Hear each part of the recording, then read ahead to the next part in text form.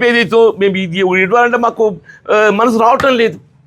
ఇన్ని బాధలు ఇన్ని అవమానాలు తట్టుకునే కానీ నిలబడుతున్నా. ఈ అవమానాలు ఎంతకాలం భరించుడు, ఈ అవమానాలు ఎంతకాలం భరించుడు అని చెప్పి అంటున్నాను.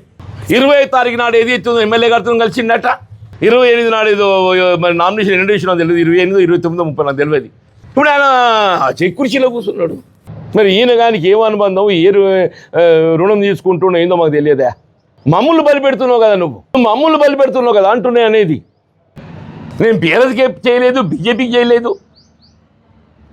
కాంగ్రెస్ అన్యాయం జరిగింది. టికెట్లు దొంగలకి ఎత్తుకపోయిండు, అర్ధరాత్రి కన్న వేసి ఎత్తుకపోయిండు, పక్కిండు కన్న వేసి ఎత్తుకపోతాడో ఎమ్మెల్యే గారు మన టికెట్లు ఎత్తుకపోయిండు, బీఫామ్ చేతి గుర్తు ఎత్తుకపోయిండు కాబట్టి మన విధిలోకి ఏదైతే ఉందో ఇవాళ ఇవాళ ఈ వేరే గుర్తుతో మీ ముందుకు వచ్చినామని చెప్పిన తప్ప ఏం మాట్లాడలేదు. ఎక్కడ కూడా కాంగ్రెస్ పార్టీ భిన్నంగా మాట్లాడలేదే. మరి అసలు ఈ మానసిక క్షోభ అనేది దీనికి ముగింపు ఎట్లా వస్తుంది ఏంది అనేది నాకు కూడా ఉంచుకోలేకపోతున్నాయి. అని ఇన్ని అవమానాలు భరిస్తూ కాంగ్రెస్ పార్టీలో కొనసాగటం ఆలోచించుకునే పరిస్థితి ఏర్పడుతుందని చెప్పంటారు.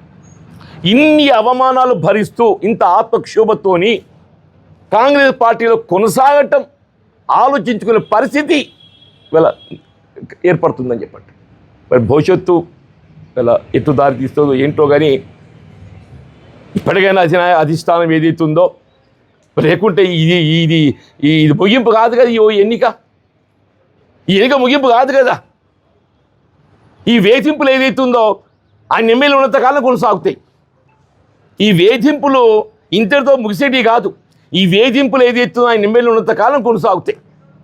మరి ఈ వేధింపులు భరించుకుంటా, ఈ మానసిక క్షోభను భరించుకుంటా కాంగ్రెస్లో కొనసాగడం సాధ్యమేనని చెప్పి అనిపిస్తుందని చెప్పి అంటాను. రియల్లీ మరి